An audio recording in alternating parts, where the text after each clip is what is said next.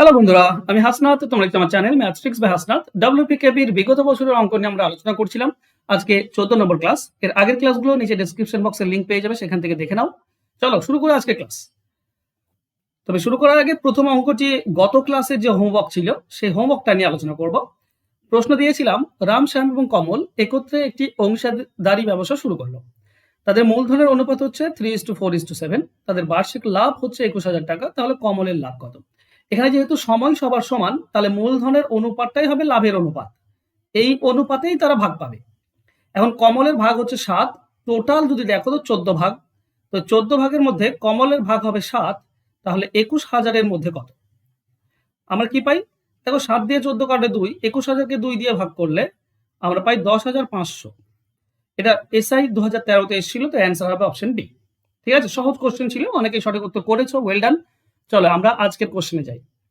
প্রথম কোশ্চেন দেখো, একটি গরু ও ঘোড়ার মোট মূল্য হচ্ছে 2400 টাকা। ঘোড়ার মূল্য 30% এবং গরুর মূল্য 40% বাড়ালে উভয়ের মোট মূল্য হয় 3200 টাকা। ঘোড়ার মূল্য গরুর মূল্যের কত গুণ, এটা বের করতে বলেছে। এটা ডব্লিউবি কনস্টেবল 2018-তে এসেছিল। অঙ্কটিকে অ্যালিগেশন মেথডে করলে খুব ইজিলি তোমরা পাবে। দেখো, প্রথমে ঘোড়া কত বলেছে? ঘোড়া 30%। তো আমরা এখানে লিখবো ঘোড়া 30% বেড়েছে, তো 30। আর একটা আছে গরু। গরু কত? 40%। ওকে, তো 40। এবার মোটের উপর কত পার্সেন্ট সেটা আমাকে বের করতে হবে। কি করে বের করতে পারবো? দেখো, এই যে 2400 টাকা ছিল 3200 হয়েছে, মানে 800 বেড়েছে। তাহলে মোট আমরা বলতে পারি 2400 টাকায় বেড়ে গিয়েছে 800, বা লাভ হয়েছে 800। তাহলে 100-তে কত? কাটাকাটি করলে আমরা পেয়ে যাব 2400 আর 800 কাটলে 3। 100/3%। 100/3%। এটা এখানে লিখে দাও মাঝে। এবার যেহেতু 3 নিচে রয়েছে, এটা হটাতে হয়। কিভাবে হটাই? এর সঙ্গে 3 গুণ করলেই পালিয়ে যাবে। তো এর সঙ্গেও 3 গুণ করব, এটার সঙ্গেও 3 গুণ করব, তিনটির সঙ্গে 3 গুণ হবে। ঠিক আছে, তাহলে কি হবে না, ঘোড়া হয়ে যাবে 3 আর 30 গুণ করলে 90। গরু হয়ে যাবে 40 আর 3 গুণ করলে 120। আর এই মাঝেরটা 3 3 কেটে গেলে 100। এখন কোনাকুনি বিয়োগ করে দাও। 120 থেকে 100 বিয়োগ করো 20। আর 90 আর 100 বিয়োগ করলে 10। তাহলে অনুপাত হবে 20:10। তার মানে 2:1। এখানে বুঝতে পারছো 2:1 মানে ঘোড়ার মূল্যটা গরু থেকে দ্বিগুণ। 2:1 মানে কি? একটা 2 ভাগ, একটা 1 ভাগ। তো গরু থেকে ঘোড়াটা হচ্ছে দ্বিগুণ, এটাই চেয়েছে। অ্যান্সার হবে অপশন এ। বুঝতে পেরেছো? গুণ বললে তো অনুপাত আনতে হয়, আর অনুপাত মানেই তো একটা আরেকটার সাপেক্ষে কত গুণ বা কত ভাগ, সেটাই তো অনুপাত, তাই না? চলো নেক্সট কোশ্চেনে যাই। একটি ট্রেন একটি প্ল্যাটফর্মকে এবং প্ল্যাটফর্মে দাঁড়িয়ে থাকা একজন মহিলাকে 40 সেকেন্ড এবং 30 সেকেন্ড অতিক্রম করে। ট্রেনটির গতিবেগ 108 কিলোমিটার প্রতি ঘন্টা। প্ল্যাটফর্মের দৈর্ঘ্য কত? দেখো, এই যে 40 সেকেন্ডে পার করছে, এটা ট্রেন প্লাস প্ল্যাটফর্ম দুটি। আর 30 সেকেন্ডে মহিলাকে পার করছে, মানে নিজের দৈর্ঘ্য, শুধু ট্রেনের দৈর্ঘ্য পার করে, তাই না? তাহলে তাহলে প্ল্যাটফর্ম পার করতে শুধু প্ল্যাটফর্মটার কতক্ষণ লাগে? 10 সেকেন্ড। টোটাল প্ল্যাটফর্ম যখন 40 সেকেন্ডে পার করে, তার মানে নিজের দৈর্ঘ্য পার করে প্লাস প্ল্যাটফর্ম পার করে। আর নিজের দৈর্ঘ্যটা 30 সেকেন্ড লাগে। তাহলে প্ল্যাটফর্ম পার করতে শুধু প্ল্যাটফর্মটা 10 সেকেন্ড হবে। তো 10 সেকেন্ড মানে কত সেটা বের করলেই অ্যান্সার পেয়ে যাবে। কিংবা তুমি 40 সেকেন্ডও বের করতে পারো। প্রথমত ব্যাপারটা এভাবে দেখো, 108 কিলোমিটার প্রতি ঘন্টা, একে আমরা 5/18 দিয়ে গুণ করব, আমরা মিটার প্রতি সেকেন্ড পাবো। 1 সেকেন্ডে এটা। তাহলে তুমি এই যে 30 সেকেন্ড বের করতে পারো। 30 সেকেন্ড, 30 সেকেন্ডে কি পাবে? না, কাটাকাটি করো, 18 সঙ্গে এটা কেটে দাও। 18×5 90, 18×6, তো 6×5 30, 30×3 30×3 90, মানে 900 মিটার। 30 সেকেন্ডে 900 মিটার যায়। এটা কি না শুধু ট্রেনের দৈর্ঘ্য। এটা শুধু ট্রেনের দৈর্ঘ্য। 30 সেকেন্ডে যেটা যাবে শুধু ট্রেনের দৈর্ঘ্য, তাই না? আর 40 সেকেন্ডে কত যাবে? তো একই ব্যাপার, তুমি আবারও এইভাবে করতে পারো। 108 5/18 দিয়ে গুণ করে দাও, মিটার প্রতি সেকেন্ড। 40 দিয়ে গুণ করে দাও, 40 সেকেন্ডে টোটাল কত সেটা পেয়ে যাবে। 5×6 30, 3×4 12, 120, তারপর একটা শূন্য, মানে 1200 মিটার। এটা ট্রেন প্লাস প্ল্যাটফর্ম। তাহলে যদি আমি ট্রেন বিয়োগ করে দিই, এই যে 1200 আছে ট্রেন প্লাস প্ল্যাটফর্ম, এখান থেকে যদি ট্রেনটা বিয়োগ করো, তাহলে তো প্ল্যাটফর্ম পড়ে থাকবে 300। কিন্তু আমি বলছি তোমরা এভাবে করো না। এভাবে করো না। কেন করো না? কারণ একসঙ্গে কিভাবে অ্যান্সার পেয়ে যাবে সেটা ভালো করে দেখো, বোঝো। ঠিক আছে, এক লাইনে অ্যান্সার হয়ে যায়। 108 কিলোমিটার প্রতি ঘন্টা আছে, একে 5/18 দাও, তুমি মিটার প্রতি সেকেন্ড পাবে। এবার এই দুটির পার্থক্য 10 সেকেন্ড, কারণ 10 সেকেন্ড বের করলে আমাদের অ্যান্সার হয়ে যায়। 30 সেকেন্ড বের করলে প্ল্যাটফর্মে ট্রেনের দৈর্ঘ্য পাবে, 40 সেকেন্ড বের করলে প্ল্যাটফর্ম আর ট্রেন দুটিরই পাবে, কিন্তু এদের পার্থক্য বের করলে শুধু প্ল্যাটফর্ম পাবে। মানে 10 সেকেন্ডে কত, 10 দিয়ে গুণ করে দাও, তুমি পেয়ে যাবে শুধু এটা প্ল্যাটফর্মের দৈর্ঘ্যটা পেয়ে যাবে।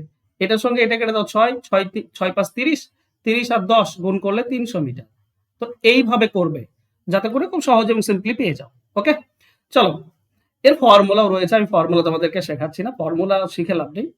নেক্সট, ঘন্টায় 54 কিমি বেগে একটি ট্রেন 270 মিটার লম্বা সেতু অতিক্রম করে 30 সেকেন্ডে, ট্রেনটির দৈর্ঘ্য কত? তো ট্রেনটি এত মিটার লম্বা সেতু পার করছে, এই যে 30 সেকেন্ডে, তো 30 সেকেন্ডে ট্রেন নিজের দৈর্ঘ্য প্লাস সেতু এই দুটিকে পার করে, তাহলে 30 সেকেন্ডে কত যায়? 30 সেকেন্ডে যেটাই যাবে সেটা হবে ট্রেন প্লাস সেতু। দেখো 54 কিলোমিটার প্রতি ঘন্টা আছে, একে 5/18 দিয়ে গুণ করলে আমরা কি পাই? মিটার প্রতি সেকেন্ড। 1 সেকেন্ডে এটা, তাহলে 30 সেকেন্ডে কত? 30 দিয়ে গুণ।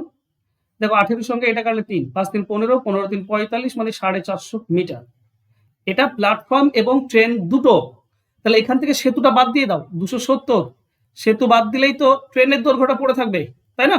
আমরা পাবো 0, এটা পাবো 8 3 1, 180 মিটার। অ্যান্সার হবে অপশন ডি। আশা করছো বুঝতে পেরেছো। চলো যাবো নেক্সট কোশ্চেনে। কোন স্থানে 5 মিনিট অন্তর কামান দাগা হচ্ছিল এবং সেদিকে একটি ট্রেন অগ্রসর হচ্ছিল। ওই ট্রেনের এক যাত্রী 4 মিনিট 49 সেকেন্ড অন্তর অন্তর কি না পরপর দুটি শব্দ শুনতে পেল, শব্দের গতি 1156 ফুট হলে ট্রেনের গতিবেগ কত? দেখো আমি তোমাদেরকে এগুলো শর্টকাট শিখিয়েছি কিভাবে না, সময় দুটির পার্থক্য উপরে লিখবে। সময় দুটির পার্থক্য হচ্ছে 11 সেকেন্ড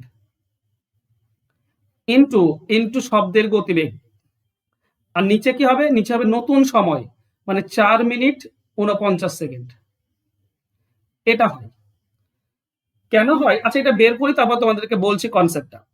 উপরে হবে 11 ইন্টু 11 56, আর এটাকে সেকেন্ড করে নাও। সেকেন্ড করলে 4 মিনিট মানে হচ্ছে 424, 240 আর 49, তার মানে হচ্ছে 289।